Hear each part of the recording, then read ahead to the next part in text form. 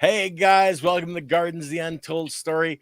Ron Herrington's having a little bit of issue with the rain taking it down his internet. So he's going to be joining us in about 10 minutes for probably only about 15 minutes because he's going to have to go on his data plan. But Andy, I'll give you a little bit of background from what I do know about about Ron and Gold Hat Seeds. He has been breeding since 1977, started in California, and we're bringing him on to really talk to you about some of the seeds that you have because he loves to breed and he's got quite the collection himself. Well, he's going to talk about the seeds I have. No, I He wanted has. him to come on and talk to you about those seeds that you have. Okay, all right, fine, and I'll talk to him about the seeds that he has. Exactly, and what he's created. And we also, like, he was just on the Soil Matters on Monday, and he was talking about how he takes older seeds and gets them to sprout. And I'll let him break the news to you, but I think some of your seeds might be a little bit older than is going to be feasible. So did I send some seeds out? What did I do? Did I? No, you haven't been sending any seeds. You should be sending me seeds. Well, how You come you know, say? like, How come come you say? on. What did you say there about the seeds not being feasible? Well, you know how you have some of the older seeds that are over 30, 40, 50, 60 years old, Yeah, yeah. right? And how you were looking for somebody to be able to So, germinate those seeds. he's saying you may not be able to germinate them if they're 30 or 40, 50 years old. Exactly. And That's what that's he what said. he's found. Well, And that's why I that's wanted to talk to you sure. about this. Of course, that's very, very high. It just depends on a lot of things, whether you can restart them again or not. Remember, Yeah. they found Thomas Jefferson seeds, which is quite a few years old, and a lot of them were good. So and No, they were were those stored the in the right place. his cannabis seeds? Right, right. Yeah. I think it's storage. And then like Mother Exactly right. Nature is a Lots wonder. of conditions, lots of things. It could be Yeah. mold, Yeah. it could be stored in the right way. So I've taken good care of mine, but and lately in the past maybe 20 years, the seeds that I've Mhm. given out, three-quarters of them they say well they couldn't start them, but the other quarter they would give it back to me and I would start them because I would tell them over and over again, these are not your average seeds, and you can't start them just anyway. You have to do a lot of things to make these guys pop, Yeah. and that's the way it is. And so I've learned it was a waste. My general rate when I start a seed, I so well, I can knock on wood, but I haven't been doing a lot lately. But they're usually in pretty high numbers. I very rarely would not be able to start a plant. Start a seed. Yeah. Yeah. Well, and you can tell by looking at the seeds if it's dry out and right if it looks like it's well, there's nothing there, right? Yeah. Yeah. But if it looks healthy, there's no reason why it shouldn't start, no matter how old it is, as long as it's stored right. Yeah. I think he was finding a lot was the biology. I think because they had dried out totally inside, the biology had perished. Right, And they right. weren't able to restart. But if you're keeping, well, it's like cannabis. If you keep it at the right temperature and humidity, you can keep it curing for years. Look at the seed bank where is it in Iceland, Iceland? Holland, Right, right. And so they yeah, keep it at a really cold temperature, but not so cold that it destroys it, but cold enough that yeah, it will last. But we don't have to go to that extreme. Anybody could take care of their seeds and keep them in a good environment. Nice and it depends on how you store them because you definitely don't yeah, want to put them in a plastic container. My seeds are in a cloth paper thing with breeze, and then the container that's in it is actually made of wood and right, great to breathe too.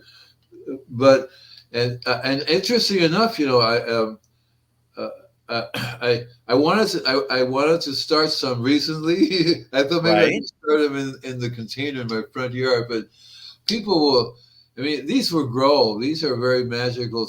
I consider them magical seeds because the ones I have managed to grow. Like I said, a few of my friends, I will make them grow and give them back to them. Here, this is yeah, how. And they it's really really nice because it's a very Thai it's a Thai variety, which has been gone through many years of blending in with other varieties, all of them sativa ones. 100-year-old tomato seeds, right? Yeah. And you can, it depends on how you store them. If Oh, you store 'em right, you definitely could. And if you're good, oh, there he is. Hi, Ron. Ron, you're on mute, buddy. There you go. You're on mute, You're, Ron. you're good. Yeah, sorry about the quality. I'm on a cell phone. No worries, my friend. No worries at all. I'm getting a thunderstorm a little bit myself, but I got that Elon Musk satellite dish, and it actually works half-assed good. Really? Yeah. Well, we just ordered one a few hours ago. Well, I got mine on sale. Is the sale for that's still on right now for Canadians? Yep. Yeah, $199, I think, but then you got to pay your monthly. Yeah, it's $140 a month is what I'm paying. Yeah. Yeah. Yep. But it's a anyway, bargain though, 'cause it doesn't quit. Yeah, exactly. Unless you lose power and then everything's toast. But I was just mentioning to Andy, I think it was 40 years you said you hadn't been able to pop seeds any older than that? No, Me? no. 30 No. years was the oldest I got to pop. I've tried some that were 38 and 36 and couldn't get them. 30 years was the oldest seed I was able to get to germinate, and that's using gibberellic acid, but there are techniques, a embryo rescue in TC, but I hear they're not any better than better results than what I. Here's this thing too that's interesting. So that I probably because you see 30 years, so we're 2023, so 23 would be around 2000 is what 23 years ago. That's 2000. And so I'm trying to figure out the last time I was under it. See, I was growing pond underneath my house. I grew it under LED lights for a really long time. I started, I think, when I moved to Malibu in probably 1984 or 85, 86. And so I live in this condo, and I happen to own the bottom floor and the one level up and then one level down. And that one level down had this room in the back, which basically was a cave. And I ran wires to it and had LED lights. I'm 6'4", so I grew my own plants inside under there. And but I forgot what I was saying because I'm really, We're talking about seeds, Andy. Now you were growing in that environment. Yeah, so it was probably right. So it was. I was trying to find the years. So I noticed that there are at least 23 years, right? Because by 2000, I know that I wasn't really actively growing. I was saving the seeds, taking care of them. So it was probably 19, maybe give it another. So 1995, right? Something in there, probably around the last time or somewhere between those 2 years that I was growing underneath, And you don't even want to know how old the pollen, because the pollen's old too. See, so I've had the pollen for a while, been able to make it work, but I haven't used it. So give it 30 years, probably wouldn't be too far away from it, right? But here's the thing I was saying. So last few years, maybe within the last 10 years, see, I would go up to the internet and I would buy from these various different places you can buy online. Have you ever been to this one place called Single Seeds? Doesn't ring a bell. It's called Single Seeds, right? And you can buy one seed, you can buy 10 seed, So I would go through it and buy nothing but the Thai varieties. That was a good, and that was about maybe 10 years ago. So I have those varieties are around 10 years old. Right. And you have I got a couple of Thai. I got a couple of Thai varieties that I've had forever. Right, and Thai is my favorite. Thai is my favorite because I encountered it in the service. Yeah, you probably encountered haze in the service too, because I think that Thai varieties are very much akin to haze. Haze, I haven't encountered as much as I would like. You know what I mean? Go ahead. There's a ton of good strains out there. I was just doing a little walk, and most of my stuff got destroyed this year. We had wildfires. We had wind, like a hurricane, like a tornado come close to here, and it just shattered everything, you know. So I've only got just like 24 left, but I was out there looking at them, and they're beautiful, beautiful, and they're all my medical strains. And I've got a couple that have Lynx and Haze, and then I have a Cambodian that I'm pretty darn proud of, I'll tell you. I hope it finishes. I've got 3 months to give it, so we'll see. The Cambodians should be are they very red? Are the buds very reddish? They haven't got red yet. I've got a lot of other ones that are real red. In my Colombian, I've got some that's got Colombian roots, and they're quite red. And Colombian, then what is it? Red runts. And that really gets red when it gets a little bit cooler. But we've been cooler already, so it's already red. But usually it the last maybe last week in August or this first week in September, it starts turning color, and then it'll be done by the 20th of September. And where are you? Where do you live at? Zone 1B, kind of out by towards Jasper. Like I live like right where the glaciers used to cover and everything. So all my ground is a glacial rock dust. So nice. So that's why you can just grow right on the rock dust. The plants will love it. Yeah. Ken, do you have that picture I sent to you in a text earlier? I took that about an hour ago in my garden, and let me tell you, I used to do KNF, a modified KNF, a Jadam type thing, but I've got it to where I know everything that the plant's going to need in advance, so I hook it up in advance, so everything's there. So when the nitrogen starts petering out, then it's got the potassium and the phosphorus in there to build flower. So my stuff just grows so flawlessly. I've got all the right compost with the right microbes in it, and so I can load the ground up and run it right through to the crop and never have to do a thing but let it rain on it. And sometimes I hit it with river water, especially late in the oh, there you go. Nice. But you got corn, and then I got the hemp windbreak. I can't tell which one's the corn. Yeah. That's nice. It's probably 6 or 7 feet tall, something like that, and it's already this right here, this little area right here. These came up volunteer in my garden. So, but the rest of the stuff I have under light depth. That's why it's already. Now, is that the corn that's the volunteer, or the weed? No, that's no, the volunteer? no. The corn is on. Actually, I have bell peppers underneath the other thing, the cannabis, but we got froze out. So I figured I'll just let those girls grow, and right before they go into flower, I'll chop them down and feed them to my horses, because my horses just love green cannabis. I bet. Oh, and it's good for them. Is it really? Yeah, they seem to like it. So yeah. Well, so you've got some, Andy.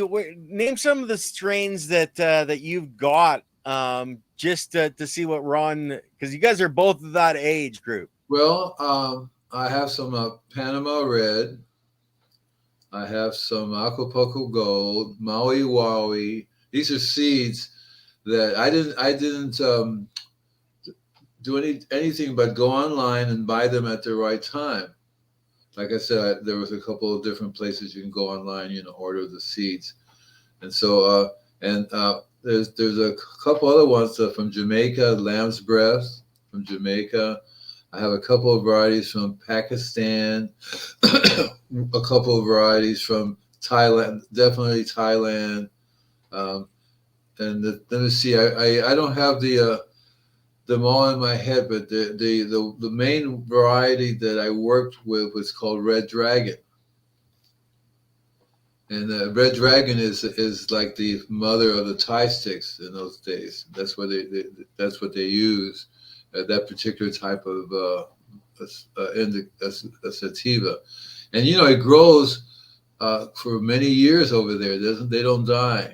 The only reason why they die is either if something happens, they cut it down, or something weird, but it can last for quite a few years, and every year gets this strain. It gets layers and layers of the THC, and it's really like just like a hash thing instead of a grass thing. Yeah, I've never heard of anything able to live more than a year. I wouldn't imagine how it would go into veg. I know people that have a hell of a time growing cannabis in Hawaii, and there's different places that basically they're 12/12 all year round. So that's problematic. I don't know how that strain must have something in it that's just not something normal that I'm familiar with working with.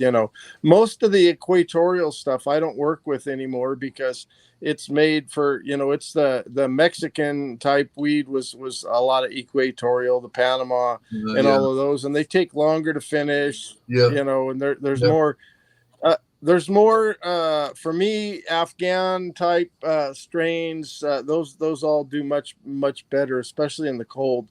I'm cold tolerant to 8 below 0 Yeah, C. sativa doesn't like So that. Yeah, sativa won't like any of that at all.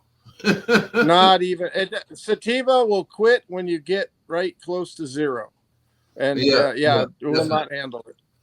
When I lived in Miami, I lived down in the Homestead area, and I had basically across the street was an abandoned chicken farm. So I had this giant marijuana plant growing, which was an Afghan, which was all sativa.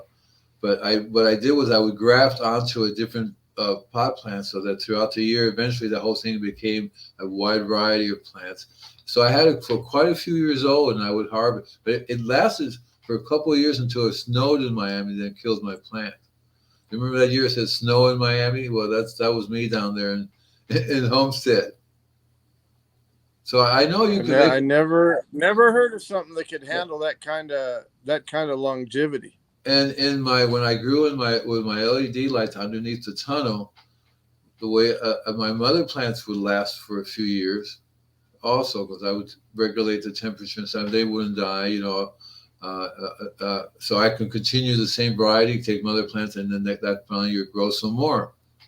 So I could do that for quite a while too. And now we got a new mother plant. So, and I've had one that's like maybe 10 years old that was a sativa mother plant that I would just let it grow, prune it, let it grow, prune it, let it grow, prune it.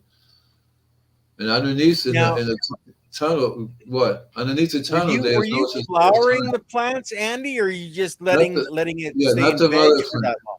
not the mother plant. So the mother plant, you let it veg, and Well, yeah, I understand that, but the and then ones that in they flower, the right? monastery, were they taking blood off of it?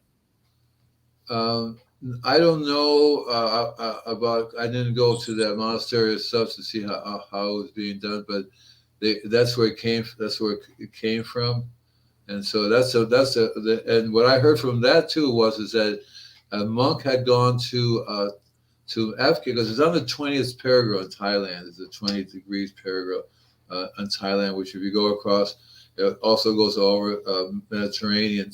I mean, but the Afghan, and it also has, so that's what so it has the same characteristics of the 20-degree parallel thing. So this is a very rare. So he brought basically they brought a seed back from Afghan to this place in Thailand, and they grew it. And after several thousand years, it kind of developed into its own kind of species, which was kind of like not a pure sativa, but not a pure, indicas either. And so that's the mother plant of this variety that I've been working with. Okay, And what's so interesting too is that every time when I managed to get a male and a female together and control it, I would get like several hundred seeds, and all of them were different in how they behaved and how they looked and how they weren't all identical. And some of them were really very cool varieties, but they all would taste differently and have amazing properties. And the taste was absolutely delicious. You can just, I tell people the first hit, you take one hit and now they go, oh yeah, okay, right?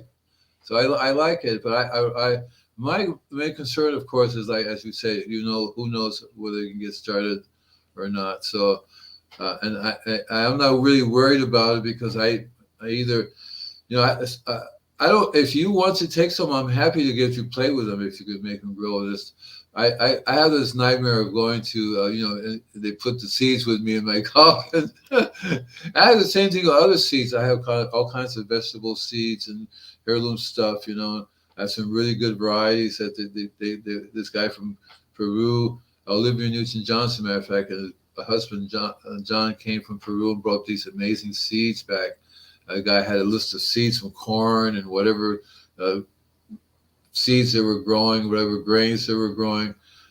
It'd be nice to plant all this stuff, but it's not going to happen, right? If it does, well, I have to give it away, figure it out, but that's not a crisis. But I'm still hoping that maybe I can get a little farm and start growing somewhere, because I still would like to grow some of my own variety of potash. There's nothing like it, if you know what I mean, right? I was at customers' places yesterday, taller than me, 6 foot tall, wider, maybe 20 foot wide, and it's just starting to have the flower, the little hair stuff on it, the Pestils things, yeah. So, yeah.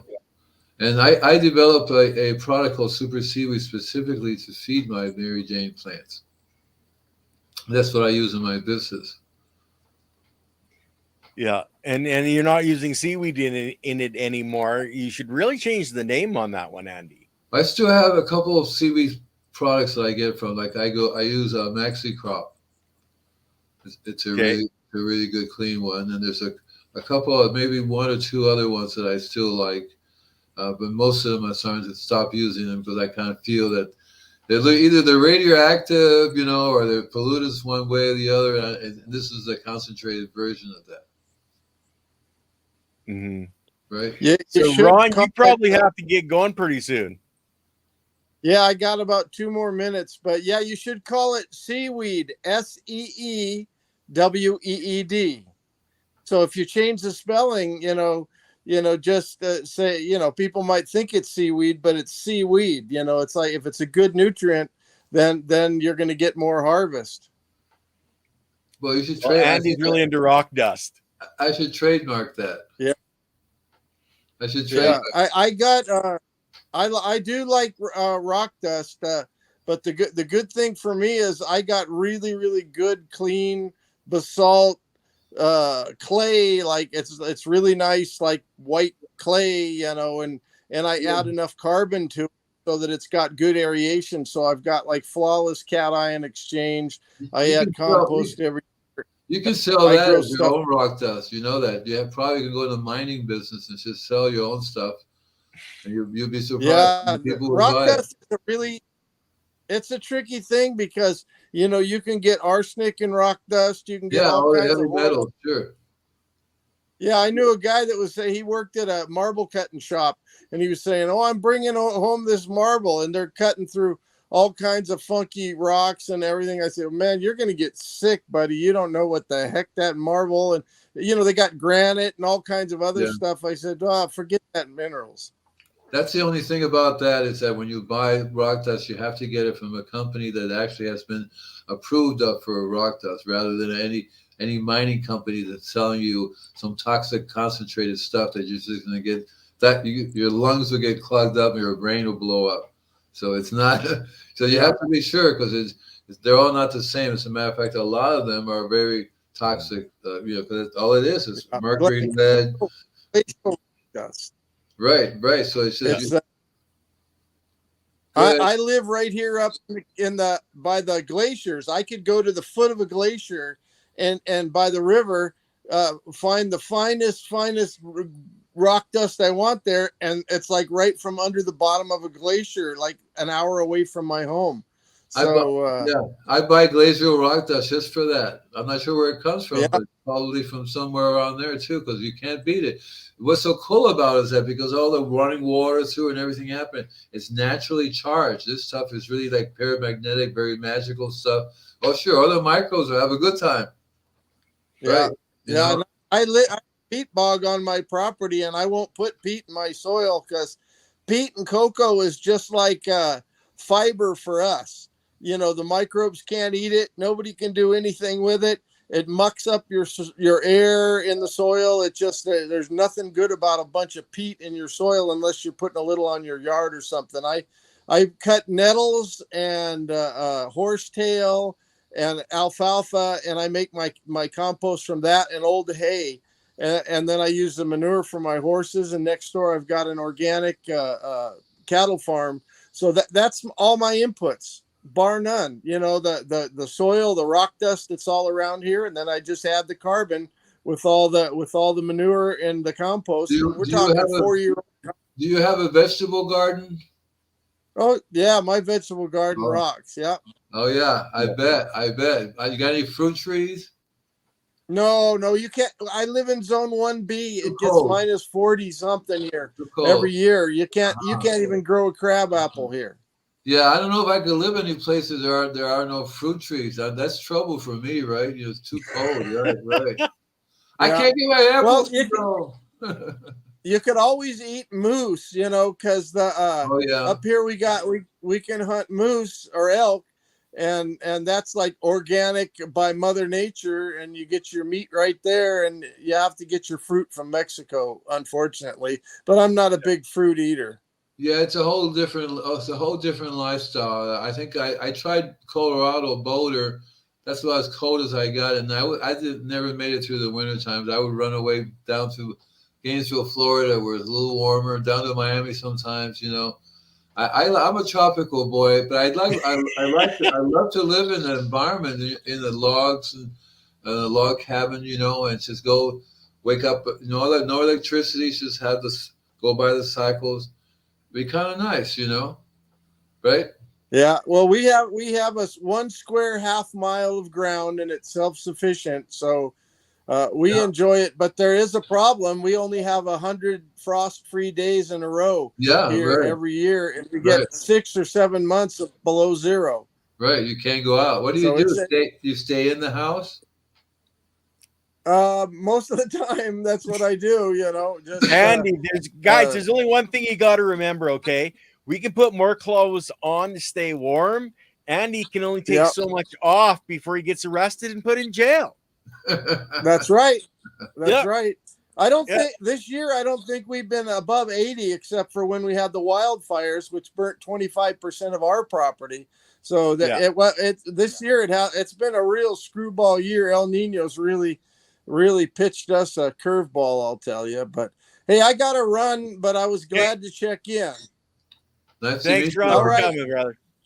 It's nice meeting you. Thanks. Take care now. All right, take care. Bye. I wish I had a farm, you know. I would love to live on a farm, only because it's like you have to be part of the system. So when you own, if this is my opinion, owning a farm, you have to basically do all the maintenance and everything that it needs to function. You know, by maintenance, mean making sure that everything's being done right for it, which is kind of cool, you know. Because every day you have to do something different, like in your place, right? You have to get up and go around going, I mean, I hope that's what you do, right? You get involved with your property, the health of your tree. What do you got growing then, right? All that stuff, right? Do you have a garden? I've got crab apples. I've got apples. I have... Wait, what's the difference? Is one smaller than the other ones? Yes, and quite more bitter. It's very bitter tasting of crab apple. But when you bite them, you say, oh, crab? It's the old crab, yeah. She was a little nasty, but I've got raspberries. I've got blueberries, not blueberries. Blackberries. No, blackberries won't grow up here. We can have raspberries, which is basically like a blackberry, only it's smaller and red, and not as bitter.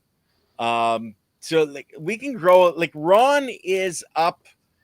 He's only about an hour away from me, but I'm in a totally different zone than he is. I'm in a nice little pocket here where I can grow a lot of things that he can't even grow there. And he's only, like, as I said, an hour away from me, but he's a lot further up in the mountain. My last experience, well, see, when I lived in Costa Rica, I lived in a place a little bit, it's called Cahuita, which was like just about a day's walk to Panama on the Mhm. beach side.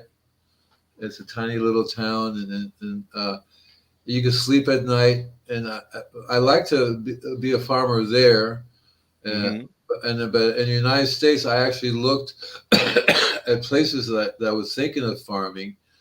Yeah. Uh, and so, but it's odd that I ended up in California here because there's no real good farming places around here. You know what I Got to mean? go to Georgia or someplace like that, Mississippi, where you have that really nice, warm Florida weather. But you've got the moisture. You need at least two sources of water on your property. But yeah, it's an adventure to go homesteading. Like I watch a few different people that are building their own homesteads, etc. And it's a lot of work. It is definitely a I lot of was work. looking at And I was looking at Arizona, northern Arizona. yeah, yeah, So in northern Arizona, I can get like maybe 20 to 100 acres of land at a good yeah. price. It comes with at least one good log cabin that's already up there, so that means they have some water going to it. And that's about it. I think you have to pay to have electricity brought in, and Well, I thought of doing like a farm, putting up a fence around it and seeing what I could get growing over here and doing over there. I mean, it's kind of fun. I would make, like, for example, a natural oven that would heat it from the sun. So mhm. that you put a fire in it, when you have to stay warm anyway, so you might as well cook with it. You know, Well, you, yeah, yeah. you know. And so I We would. I've actually have a fireplace that I can cook on in case the power does go out in the wintertime. I'm quite self-sufficient in that way, to heat and feed myself through the winter if the power goes out. Like there's a lot of instances up here where it's like having a hurricane down south where we lose power for weeks. We have people get killed because they freeze to death. But you, my friend, are a warm-blooded man, and you got Well, to stay south where it's warm. Me, I can survive in the minus 20, I minus lived in 30. Colorado. I didn't really like the cold, but there are some good things about it in terms of you can actually live comfortably inside if you don't have to go outside. You could make it really nice inside your big log cabin or whatever it is you're staying in, and just don't go outside until you have to buy food or whatever. But because I like that aspect of it. That's the main thing I like. But ideally, I was thinking, like, that's why I was liking Costa Rica. It was very more tropical. And, Yeah. it was a kind of more tropical environment. I really would like to do something like that with lots of fruit trees and animals. But I'm not sure Costa Rica is the right place because it's changing really super fast in terms The of. world is changing Oh really yeah, super yeah, fast. yeah. That's Okay. that's the problem. And I was looking at North Florida, and that's probably one of the few areas that I find that I'm attracted to. It's like, where Gainesville is. Generally speaking, yeah, in the northeast side of Yeah, it's in yeah, between. northwest, isn't it? It's in Northwest. between Tallahassee and St. Augustine. Okay. No, no, it's in between St. Augustine and on the other side isn't that Tallahassee on the other side? That little place on the corner of Florida there, isn't that called Tallahassee? I wouldn't know. I'm from northern Canada, man. I don't hang I out in the think, southern in the nice weather now, of now you get now you got me. I'm trying to figure it out. I think it's Tallahassee. Unless Tallahassee's above it on the coast. I haven't been to Florida in a while, but and I've never been to Florida at it's all, right there in so the you got north. me It's beat. right there. It's right there, not so far north, but a little bit north like that's central Florida, but just a little bit north of it. And it's a Okay. really nice. I like Alachua County because it's really, really nice enough water sources, and it rains. It doesn't get super cold. What's this? Yeah. Oh, and I lived there for a long time, so I could probably survive there. But ideally, I would love to live in a more tropical environment because I really like more of but the kind of Well, the fruits. place you can grow year round, you don't ever have to worry about, it getting too cold. you could live on the beach and go out and pick the fruits Well, right by the hut that you're living in. Yeah. well, I was never really much into heavy duty work if you're living in a tropical environment because you can eat everything that grows around you. Yeah, you just got to watch out for the snakes and the spiders and all these poisonous critters and lions, tigers, things Bears, other things that can live. But then, I got bears up here. You don't want to mess around with our Canadian grizzly bear, or let alone a polar bear. So one of the things that I'm doing, on my podcast, I started using AI as a research tool, and so Okay. I'm working on getting 100 new podcast orders, 100 new sections, 100 new videos. What is that? Videos. So I want to do like 100 videos. I've already started. We did one, a tips on how to heal the soil. So the next one we're doing on Fridays. It's 10 tips. We do 10 tips on how to heal the soil. And then this Friday coming up, we're going to go do 10 tips on how to heal your trees. You see, and I have a whole bunch of them set up, and they're going to be about a half hour long. But it's really a lot of fun doing them. So I started doing one. I started doing one today, and I wish I could show you. Eventually, if I could show you a short video, because I do. The problem is I have to figure out, because I shoot the video in my Mac, see, my iPhone, see, and my iPhone, as we said before, it does not talk very well with my PC. It won't talk to it all. I say, look, could you at least? No, it doesn't. It doesn't want to. So I have to transfer it over somehow, But I just did a really good video on this lady. Well, her name is Michelle. She is my business partner in my business. I remember I told you. I would like to have her on one day on the show, and we can actually maybe just talk about the podcast, right? Because she's my co-host on that podcast. She's very, very interesting. I'm sure you guys will love each other, and she's a very friendly person. Really, very smart, and she owns half of my business, and so we're in the process of promoting it. And so she's my co-host on my show that I'm doing. And so I don't mind talking about these things to other people, because that's what I would like to have more people come to my stuff and follow and do all the comment stuff. I come up when I do this. By the way, I love the way you do the vertical thing, the very short little vertical thing. You got that for Camry, right? Canva, the short. You mean the intro video? Yeah. I do those on Canva. Those are really nice. I'm going to start doing some of those too. And I have this software that cuts them up, but basically I don't like them if they cut them up in mint soft. So I bet you can do customized. I think, how long are those? 3 minutes? The intro? No, the intro is like I think 20 seconds. Those little short ones. Oh, the shorts. Oh, those are under 60 seconds. YouTube classifies a video as a short. Anything over 60 seconds, and then anything over 60 seconds is a regular video. So how much time are you doing on those shorts? On those shorts, anywhere between 20-25 seconds, right up to the 60-second, depending on. Like I use a computer to generate those for me, and then I just have to go over each one. But anything shorts are under 60 seconds. 60 seconds, cool. Because I have no idea how long to make them. I was maybe I'd make it 3 minutes, 5 minutes.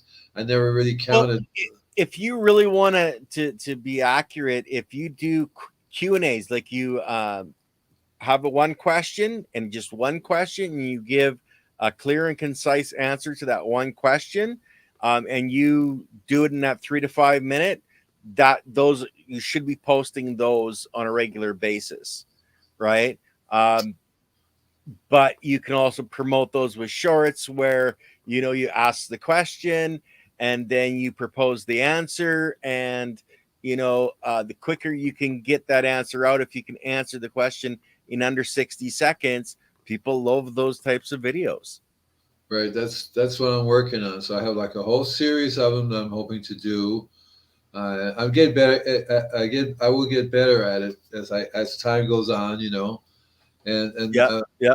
and it's also good here too because I'm glad to be here to be able to uh, have a conversation with a bunch of different people, hopefully from around the world, and how they are dealing with various aspects of their growing thing. Growing pots just happens to be a very cool thing to do if you're really good at this. But Pot's also, just another plant. I hate to yeah. say it, guys, but the cannabis plant is just a plant.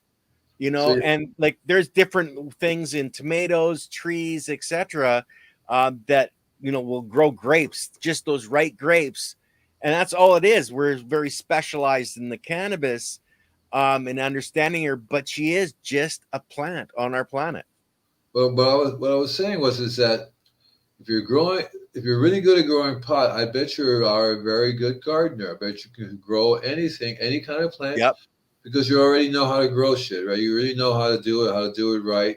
Because what works for the plant, well, that pot plant will work for the tomato plant, will work for the fruit tree, will work for the roses. The very same thing you're doing, right? And everything will go really, really good. Normally, for Feed the me, biology. right? People when they talk about me, I try to tell them that I don't just represent the one plant. I represent all the plants. Everybody, and that to me, I would love it, right? If you have it like in your background picture, there's a bunch of marijuana plants in there. You couldn't tell they're there at all because they're part of the environment. Everything is growing. You have to really, really, really walk up to them and go, oh, I think maybe I don't know. What do you think? Right? There isn't a pot plant behind me at all in my image, so this is a Zen garden. Okay, I'm trying to get my meditative phase on here. But like, yeah, it's basically, it's all about the biology. That's what builds the plants, that's what builds us, and then feed the biology what it needs, like your glacial rock dust, like what Ron has in his backyard. And you can do wonderful things with plants. They can show you amazing things, and it doesn't matter if it's cannabis or it's a tree. Plants are plants. I'm hoping that down the road, what will happen is because there are some really cool people that I've had on my podcast, which I'm going to have on again, and they will do really well here. There's one lady that does the biomine, the human biomine in your tummy, and Okay. they do that, which is the same thing. It's all about the biology. Except that we're talking about, right, the human biology. And a lot of times it's really cool to have, there's several doctor friends who we can have as guests, and they will tell you all about the biology. And I'd love to have them on, Andy. The more the merrier. I'm always, Right. like I tell everybody else, listen to many voices and listen to the ones that resonate with you. I'm still looking for more voices to listen to. So yeah, people I don't know, even our audience, guys, if there are people that you would like to see us bring on to have talks with, let us know. I keep reaching out to people. Actually, we got Smiley's Garden coming on next week. We've got a bunch of different people coming on. Andy's on with Luna and Alex tomorrow night. That should be an interesting conversation as well.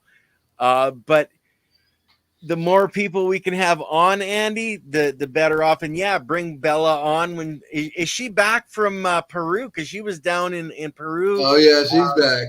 Okay, cool. Did you She's get all back. of her watering fixed for her yard? Because you want to have her yard just as beautiful as ever, right? I found 8 leaks. 8. Count them, 8. And every time you fix one, the pressure will go up, right? And you find another leak. And then the pressure would go up and you go, oh, there's another one. And so, yeah, so it's reduced. And a lot of them I converted from overhead to drip. Okay. And so in her place, I've been inoculating her soil with these microbes, which it brings me back to what I was saying before, because I was talking about the video that I shot. It's like a minute and a half. Mm-hmm. Basically shows me spraying these 3 palm trees, and these palm trees have a disease, and it's I forget the name of it, and I knew it for a moment ago, but basically it has this disease that inhibits them from absorbing food, and so Right. they get it from when people come and they use a tool to cut with, and it's infected, and it gets them infected. Mm-hmm. It's called Fusarium wilt.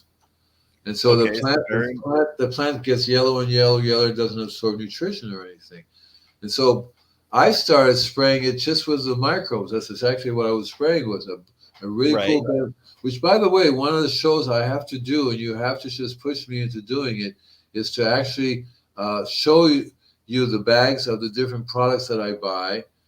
So you can figure out the names, and then ideally we should all look at them and go, "That's crap, but this is good," right? And if they have some stuff too that they know of, because I'm always looking for things that are cool and are alive and work. You know, they're really beneficial. I don't have to reinvent the wheel. If you already have a good wheel, let me see it, right?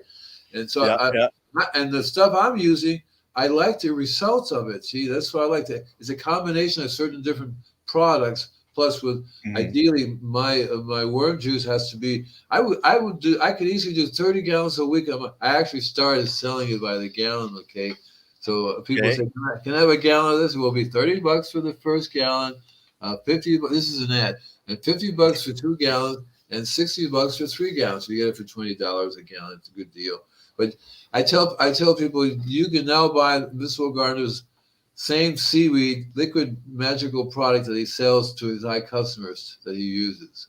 That's to share and some of the other movie stars whose Malibu estates that you work on, Andy. Right, exactly right. And so this stuff here, the liquid inside those things I have a bubbler ready to kick. I put it in such a way that, and the microbes actually, so what the video shows, because they had an arborist come and say, "Oh, it has this disease and it's going to die. We just let me prune it and take it away, you know, because there's nothing you can do about it." Well, this video that I have shows it's been 2 months, I think, 2 months. Right. And so it shows the outer leaves, of all other palm trees are yellowing and dying and everything, but the core of it, it's got like a flame going up of these beautiful palms, green and solid, go, ah!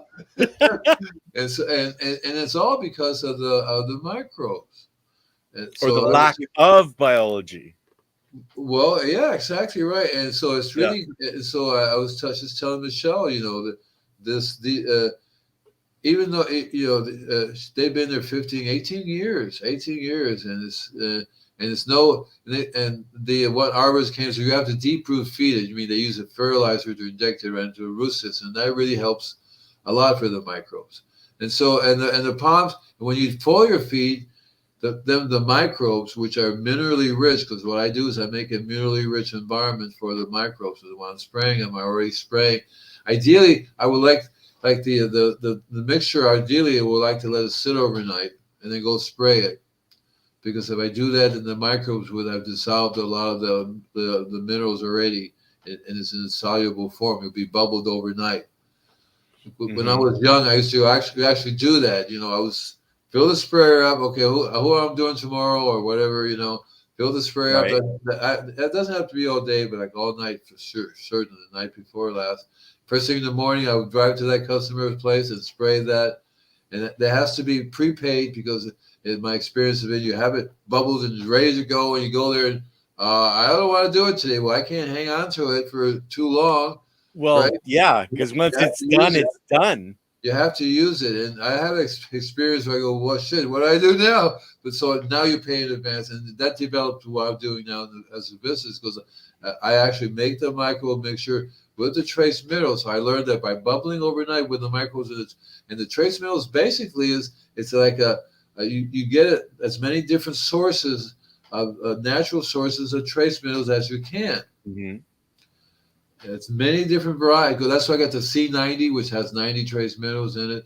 And then you have about So we had covered already the different kinds of rock dust. Remember, we went to, that's like Yeah, 12 yeah. or 13 types of rock dust. And there's even more different varieties of those things because, as Ron was saying, he has his own variety of rock dust, you see, right? So people have their own form of what's made into a rock dust from their local area, which is kind of cool because it's different. You just have to learn. They all have different minerals, and he's actually very lucky because the glacial rock dust happens to be one of the best of all of the mineral sources because it's really very rounded and very exotic. It actually has the exotic. It actually it has probably the 96 trace minerals. So you have them all. The glacial rocks. That's why I get glacial rocks from. I don't know. It could be the same company. It's called Glacial Rock because the glaciers. I've been working on it for thousands of years. The glaciers have been sort of grinding and mixing and grinding and mixing and putting it together. See, so that's one of the best sources. And it's well, see, you have to consider, Andy. A few hours drive, we have a glacier in the mountains that we can go up, and you can pull the sand out from the bottom of the glacier as it's receding, and there's your glacier rock dust. Right, and so that's the best kind of rock dust compared to the other. But for example, azomite. You're familiar with azomite? Yes, I am. So azomite is a rock dust. It's actually a glacial rock dust that comes from that part of the country. All it means is that when the glaciers came all the way down to Central America, right? The glaciers came all the way down to Central America, right? And they're lucky they didn't join and made all the way around the world. There has been times on this planet where they have joined, Andy, and we have been in ice planet before. Yeah, right. Yes. So I would be surprised, right? And these were thousands of. I read somewhere it was thousands of miles thick. Actually, in areas, I think it might have been at least hundreds of miles anyway. Yeah, so like really, really high and thick. And so, and then when it receded, it left behind this wonderful rock dust that comes from that area, all these different areas. Yeah. So, well, and you think of all the volcanoes, etc., that's another one, bubbling everything up, and that's what the glaciers went over and spread it everywhere and pulverized it. And that's another one, right? That's another one. So many different forms of rock dust come actually from volcanic eruptions.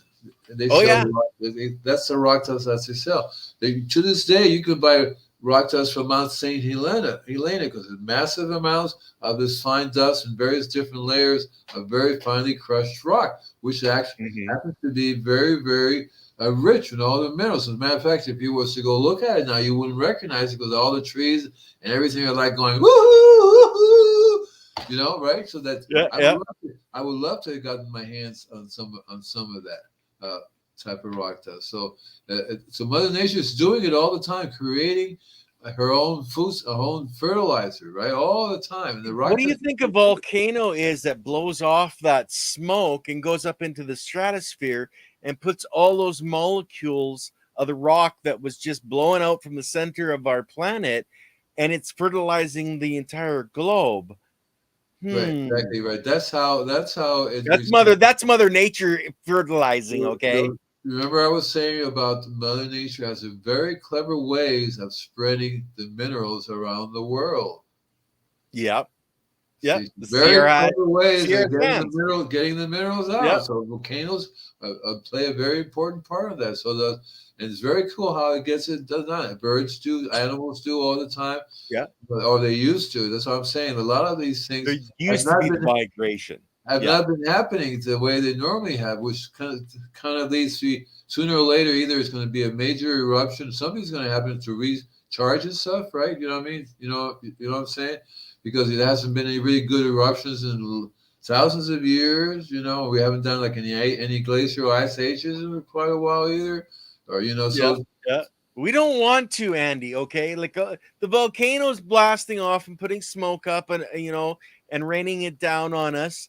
And yes, Jaslyn or Jason, gold bar is raining down because there's actually gold in our soils. There's gold in your hair, parts per billion, mind you, but there's gold. We need those minerals in all of our soils. The biology needs them to build us, to build our plants, right? So yeah, bring it on.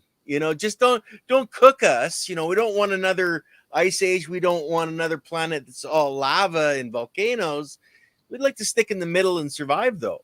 Hey guys, listen, I'm really sorry. I forgot to push the comments button on. And now I just pushed it on now, and you guys are talking your head off over here. This is kind of really cool. I've been getting teased, Andy. They want you to interview me. Oh, they want me to interview you? Yeah, they were saying that Andy should interview Ken, and that would be epic. And I'm not sure how much fun that would be. I've never. It's not that I don't never interview people, because I've had guests before. So we can just sort of reverse it around and say, okay, today you're. Well, how about I come on to your show, Andy, and you interview me on your show? Well, I thought you wanted to do it on this show. This is what we should do, right here on this show. Oh, okay. Well, then maybe we can do that next week. Well, I have to interview me. Right. I just need to plan it. How I would do it a little bit from and no smoking weed before the show.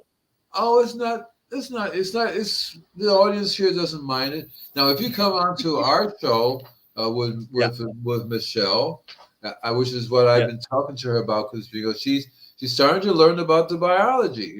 She's starting to learn about the biology, and I've been telling her, okay, these are.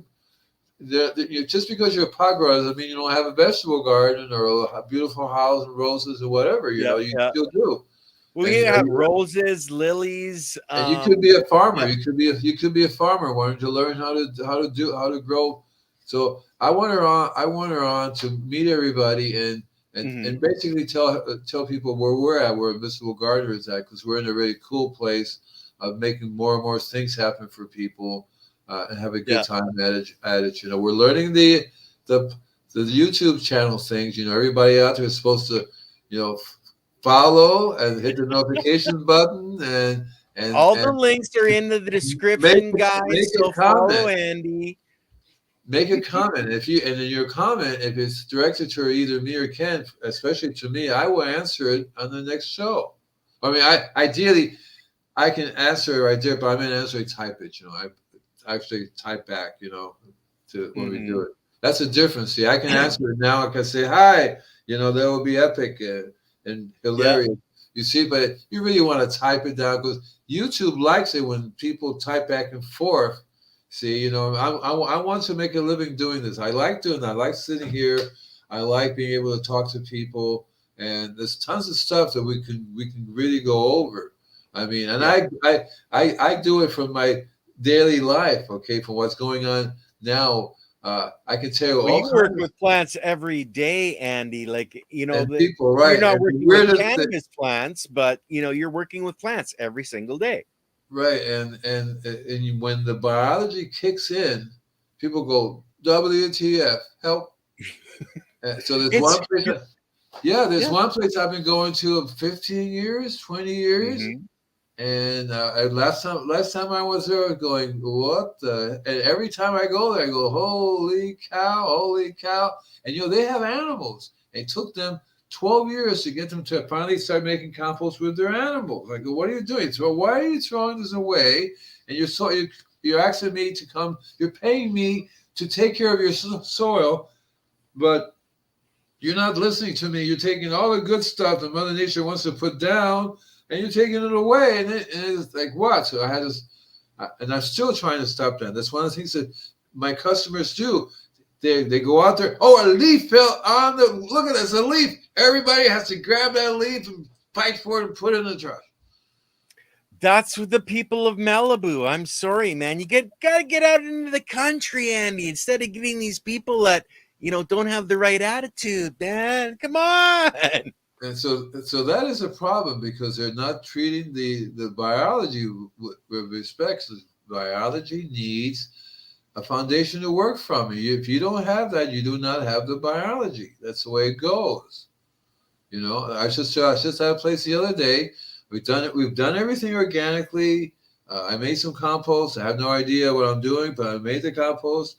I don't use fertilizer, and this is all they need.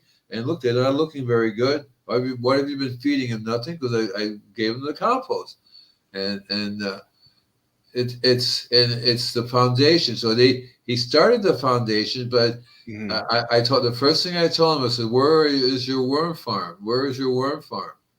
Mm-hmm. Because the worms will, and there was not a single worm on his property there, by the way. See, right? I said, "Where can you find a single worm?" Well, that's the foundation. If there's no worms, then you don't have a good growing environment. You don't have life in your soil if you don't have worms, and you really made it when you have mushrooms growing up.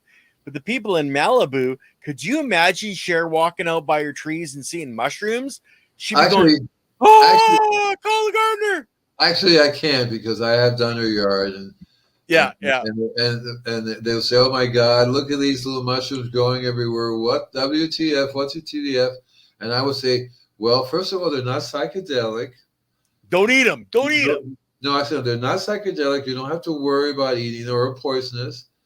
Secondly, that's a good sign, because it means the soil is starting to wake up. It takes a while to heal. It takes a while, and that means there's mycelium now growing in your soil, and the mushrooms are going, and leave them alone, and tell the gardener the ideal thing to do is rake them back into the ground, and after a while, you're not going to get as many of them coming up. It really depends if you're cutting your lawnmower and stuff. You're normally doing stuff, they'll always be coming up, and that's a good sign. And so that was just recently that I did that. The other day, somebody did tell me these worms keep coming up out of the soil. I mean, I'm watering my lawn, and these worms keep popping up. Well, that's because you're over soaking your lawn, and they can't breathe, so they're coming to the surface. And they're adding poisoning to kill the worms.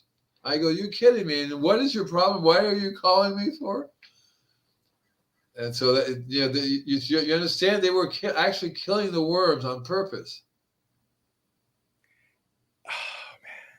People don't understand. That's why we're here, Andy, because, and that's why you're doing what you're doing on your channel, to answer these very simple questions that people are going, "Oh, I didn't know that." People just don't know, and they got to ask questions to learn, but they don't even know what questions to ask. Do you know how many times I ask the people, "So what are you feeding it?" "I'm not feeding it anything." What are you supposed to be feeding it? "What do you mean feeding it? I just give it water. It's supposed to be doing good." Well, I'm going, and that's probably the number one thing people tell me, and I'm thinking to myself, and I used to say, "Well, what would happen if you stopped eating?" Or actually worse, Andy, stop drinking. Right. That's all I gotta say, because it doesn't make any sense. It doesn't. That means you're not treating them like a living thing that requires some of the basics. For life. It's supposed to just be there and look pretty, Andy. These people don't understand that it's an actual living, breathing entity that you need to actually feed and nourish, just like you would a child. One of the things I'm going through now with several people, I'm not giving out any names, is how to stop them from. So you plant seeds, they come up very beautiful, right? Mm-hmm. Beautiful. The idea you have a lawn, right? And the lawn, you want the lawn to be like a meadow. How much time do we got? I can't tell. 2 minutes? We've been on just over an hour, so we try to keep these at an hour, Andy, because you were at fucking the VA what 5:30 this morning or something. 5:30, yeah.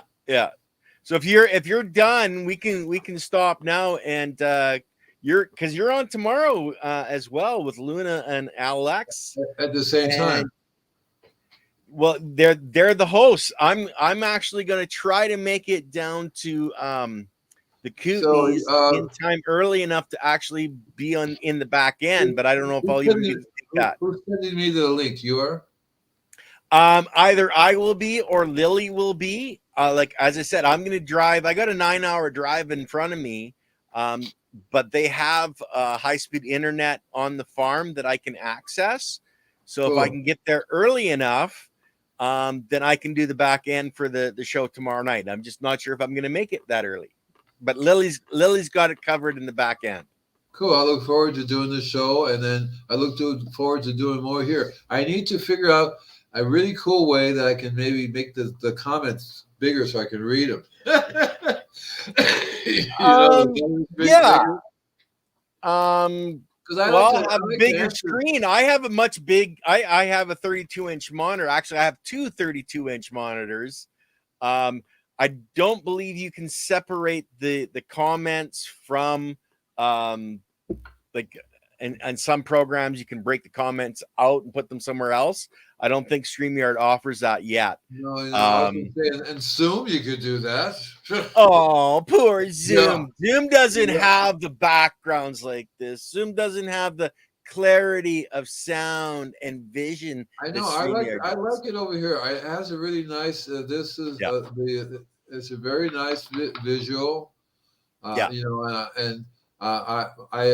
assuming that the audio is also high quality too. Looks really good. Yeah, man. Silly Lilies. Take care now. We'll be back again. Okay, guys, we're gonna break it there. And as I said, Andy's on with Luna tomorrow night. Heading for the Kootenays. The OG's Power Hour is going to be live from the Kootenays. So you can check that out. I believe John Burfello is going to be there as well. So there'll be two of us there. Hopefully I can pull him away from the other stuff to be live for that. And then, of course, we have, I want to say Smiley's Garden Ben. Pro-T Flowers. I don't know if you've ever heard of them. There's supposed to be something absolutely special. Check out the image that I have on the thumbnail. Proteus, I think it is. But anyway, guys, take care. And